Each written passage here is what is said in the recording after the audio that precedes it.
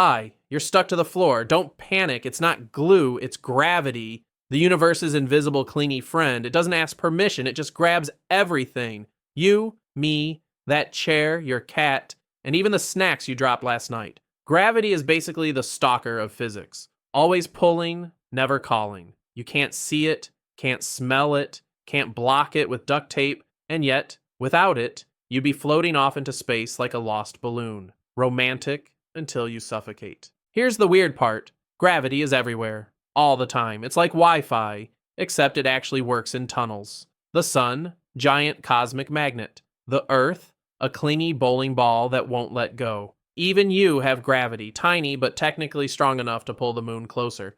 Don't get excited, it's not impressed.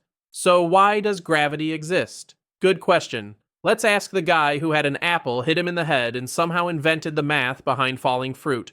Picture this. A dude sitting under a tree minding his own business when nature decides to bonk him on the head with fruit. Most people would just eat the apple or sue the tree. Newton? He invented gravity homework. He noticed that apples don't just fall sideways or politely hover, they slam straight down. So he cooked up a recipe. Force equals mass times acceleration. Sounds fancy, but it's just science saying, push harder, stuff moves faster. Here's the deal. Mass means how much stuff something is.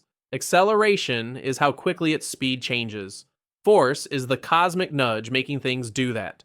Put them together, and suddenly you can predict whether a basketball lands in the hoop or smashes your neighbor's windshield. Spoiler, it's usually the windshield. And then Newton thought bigger. Apples fall, sure, but what about the moon? Maybe it's just a cosmic apple forever falling, but missing. That idea rewired the universe, until a German guy came along to ruin everything.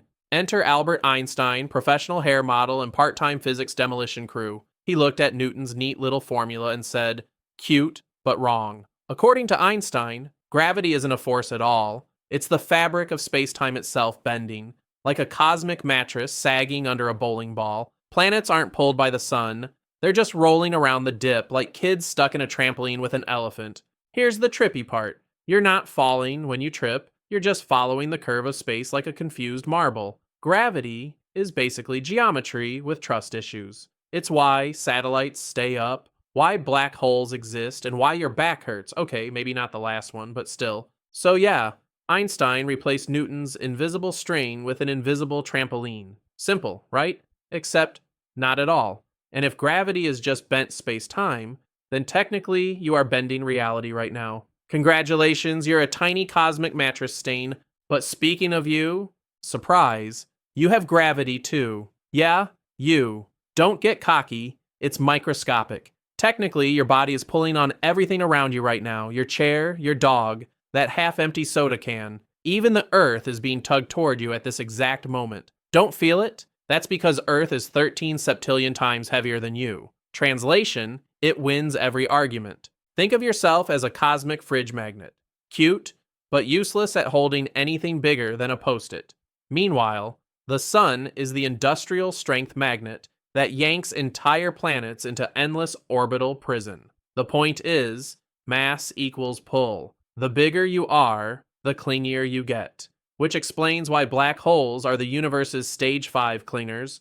Gravity so extra, it drags light itself to therapy. So congrats, you're a gravitational influencer. Small audience though, but what happens when this invisible glue that holds your butt to the ground decides to get violent? Gravity is the cosmic duct tape. Without it, no planets, no stars, no you sitting here pretending this isn't weird. It's the glue that lets galaxies form instead of just being piles of lonely atoms drifting apart like awkward strangers at a party.